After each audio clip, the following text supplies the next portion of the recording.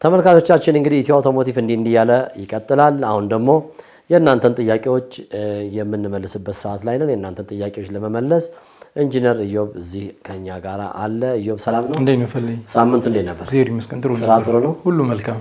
ጥሩ እንግዲህ ዛሬም እንደተለመደው የተመልካቾቻችንን ጥያቄ እናስተናግዳለን። እንግዲህ ያልተሟሉ ጥያቄዎችን አናስተናግድም ነበር በአንተ ፈቃድ በጣም ስለተጠራቀሙ አንዳንድ ሰዎችን በጣም እየወቀሱን ስለሆነ ቴክስቶችንም በደንብ ወደ እንትን እያደረግን ሄዳለን። ቴክስቶቹን ጽድት አድርጋችሁ ጻፉልን ከተቻለ። አሁን የምትጽፉ ሰዎች በቴሌግራምም ቢቻል ደግሞ እዛው ቴሌግራም ላይ እንዲመለስላችሁ በሞባይል ችግሩን መኪናውን ሞዴሉን እያሳያችሁ ጋራጅ ሄዳችሁ እንደተባለ ብትጠይቁን ለመመለስ በእኛ በኩል ዝግጁ ነን። ከኛ ጋር ስለሆናችሁ እጅግ በጣም እናመሰግናለን። ኢዮብ እንግዲህ ወደ መጀመሪያው ጥያቄያችን ስንሄድ ሰላም ሰሌ ነኝ ከወልዲያ። ሰላም ጤና ይስጥልኝ። እናንተ ኢትዮ አውቶሞቲቭ አዘጋጆች ፕሮግራማችሁ በጣም ምርጥ ነው። ሀገርንም ግለሰብን ከኪሳራ እየታደጋችሁ ትገኛላችሁ። በርቱ። እኔም ቀድሜ ፕሮግራማችሁን ብከታተል አልሸወድም ነበር። ሳላስፈትሽ የገዛዋት 5ኤል መኪና አለችኝ። አሁን ስትታይ የተገጠመላት የ3ኤል ፋን ነው።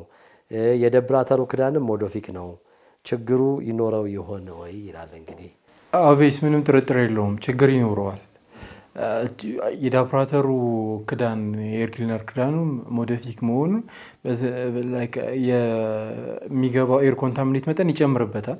በትክክል ፊት አያደርግም። ስለዚህ ያለ ጊዜው ዳፕራተር የመቆሸሽ ሁኔታ ያመጣል። ይሄ ደግሞ በየጊዜው ንፋስ አስመታኝ ይላል። ያለ ኪሎ ሜትሩ ቀድሞ ገና ቆሽሾ ምናምን ነገር ብዙ ነገር ያመጣባል እና እሱም ችግር ነው። ስለዚህ የራሱን ትክክለኛ የሆነውን የኤር ክሊነር ካፕ ወይንም ደግሞ የዳፕራተር ካፕ ክዳን መጠቀም መቻል አለበት። ያ ካልሆነ ግን እንዳለው ምናልባትም በየጊዜው አቧራ ይስባል። ምክንያቱም የራሱ ሞዲፊክ ከሆነ በትክክል ክዳኑ ፊት የማያደርግ ከሆነ ሳሙኤር ክፍተት አለው የሆነ ምናምን አለው። ስለዚህ በትክክል ዘግቶ አይዝልም። ብዙ ኮንታሚኔት የሆኑ ቆሻሻ ምናምን እየገባበት ያስቸግራል፣ ከዋናው መግቢያ ውጭ ማለት ነው።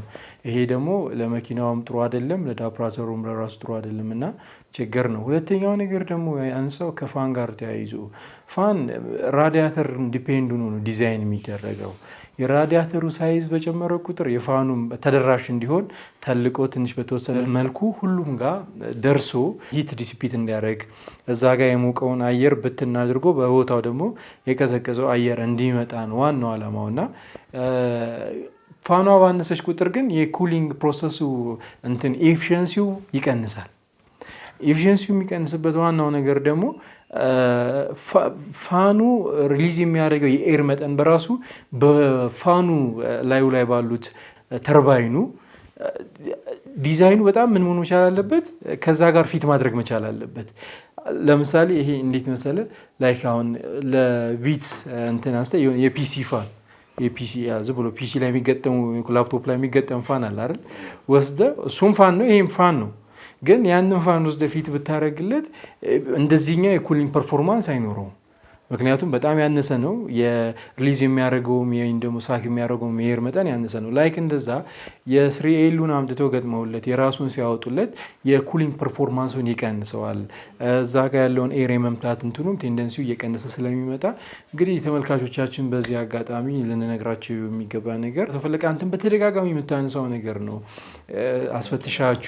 አስፈትሻችሁ ባለሙያ አይቶ በትክክል ለምታውቁት ሰው አሳይታችሁ በጣም መካኒኮችም አንዳንድ ጊዜ ጫና አለ። እንደውም አንዳንዶቹ መፈተሹን ላቆመዋል። ለምን ነጋዴዎች መኪናው ልክ አይደለም ስትል ሽጉጡን ላይ ይመዛሉ አሉና ስለዚህ ያቆሙ ሰዎችም አሉና በትክክለኛ ነው። ሁለተኛ በጣም ጠንቃቃ መካኒክ መሆን አለበት እንጂ አሁን ራዲያተር ራሱ ተቀይሯል አልተቀየረም ያው አይመስለኝም።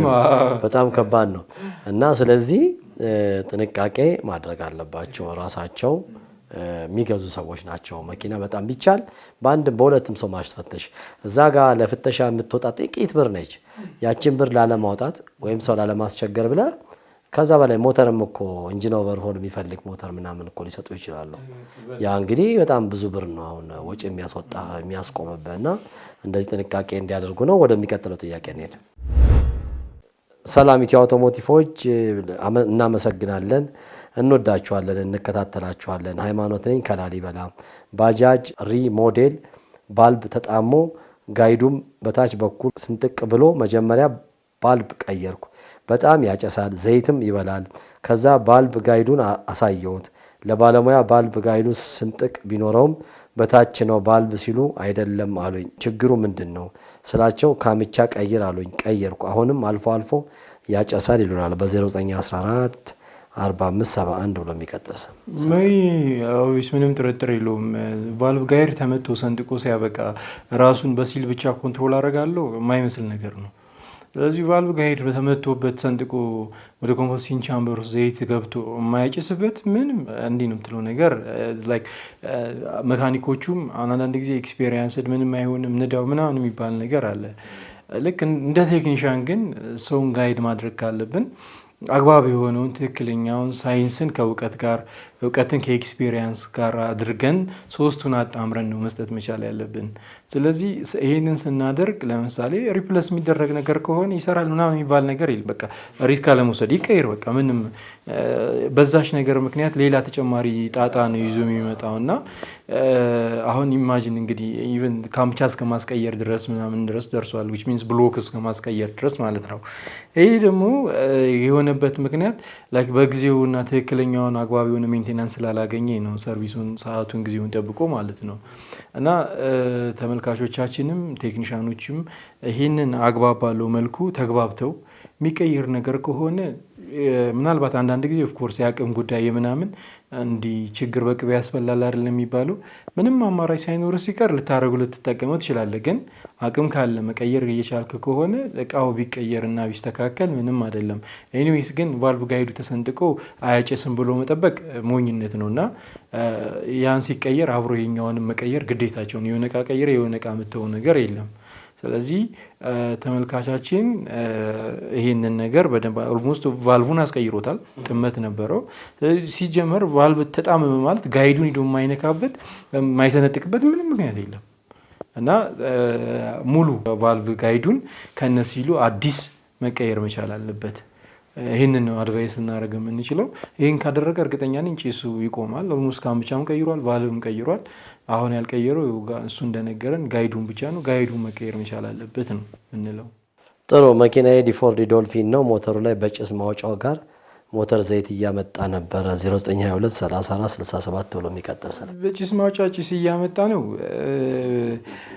ይምጡ ብለሃል እንግዲህ ሁሉ ጥያቄዎች ይምጡ ብለሃል። እኛ የተንኳላ ጥያቄ ሁሉም ይስተናገዱ ብለው ወስነሃል። ጥያቄው መምጣቱ ክፋት የለውም። ግን አሁን ሁሉም ጋር ባይሆን አንዳንድ ውስን ሹፌሮቻችን ጋር እስካሁን ድረስ ስኪል ጋፕ እንዳለ ነው። እንደ እግረ መንገዳችንን ለማሳወቅ ያክል ወደፊት እኛ ማጠናክረን እንቀጥላለን ብለን እንግዲህ እያወራን በብዙ መልኩ መስዋዕት እየከፈለን እየመጣን ያለንበት አንድ የስልጠና ፕሮግራም አለን። ከእንዲህ አይነት ነገር አይ ቲንክ ነፃ ያደርጋቸዋል ወደፊት ከተስተካከለ ነገሮችን ማለት ነው። እና ያንን ነገር ለማድረግ እንሞክራለን ብለን ተስፋ እናደርጋለን። ኤኒዌይስ ግን በጣም ሲምፕል የሆነ ነገር ነው። ጭስ የሚያጨስበት 3 መንገድ አለ። ወይ ውሃ ይቀላቅላል፣ ወይ ደግሞ አይዘር ዘይት ይቀላቅላል። እኒህ አይነት ነገሮች በብዛት ኦቨርኦል ይፈልጋሉ። ላይክ ጋስኬት የሚፈልግ ከሆነ ጋስኬት መቀየር የቴስታታ አንድ፣ ሁለተኛ ደግሞ የኮምፕሬሽን ሪንግ እና የዛ ውስጥ ያለውን የኦይል ሪንጉን ቼክ ማድረግ፣ እንደገና ኮምፕሬሽን ቴስት ማሰራት፣ አጀስትመንት በደንብ አድርጎ ቼክ ማድረግ። እኒህ ነገሮች በሙሉ ለዚህ ኦቨርኦል የሚፈልጉ ነገሮች ናቸው እና ሞር ደግሞ የጭሱን ሁኔታ ምን አይነት ጭስ ነበር የሚያጭሰው የሚለውን ደግሞ አብራርቶ ቢልኩልን የተሻለ ነበረ። ኤኒዌይስ ግን በእነዚህ 3 መልኩ ጭስ ሊገኝ ይችላል ከመኪና። ነጭ፣ ሰማያዊና ጥቁር ያጨሳል። ጥቁርና ነጭ አብዛኛው ጊዜ ከሊንና ሪች ሚክስቸር ጋር ተያይዞ ነው። ሁለተኛ ነጭ ጭስ በአብዛኛው ጊዜ ሊያጨስ የሚችልበት ሁኔታ ጋስኬት ምናምን ነገር ሲቀድ እንደዚህ ቴስታታ አካባቢ ጋር ውሃ ወደ ለኩሊንግ ፐርፐዝ የሚመጣ ወደ ኮምፖስቲንግ ቻምበር ወደ ፒስተን ውስጥ የሚገባበት ሁኔታ አለ። ተቃጥሎ የሚወጣበት ሁኔታ ይኖርና ነጭ ጭስ ኋላ እናያለን ማለት ነው። እና ተመልካቻችን ሞተር ኦቨርኦል ይፈልጋል ወይ ደግሞ ቴስታታ አካባቢ ጋር ጋስኬት በደንብ ቼክ ቢያስደርጉ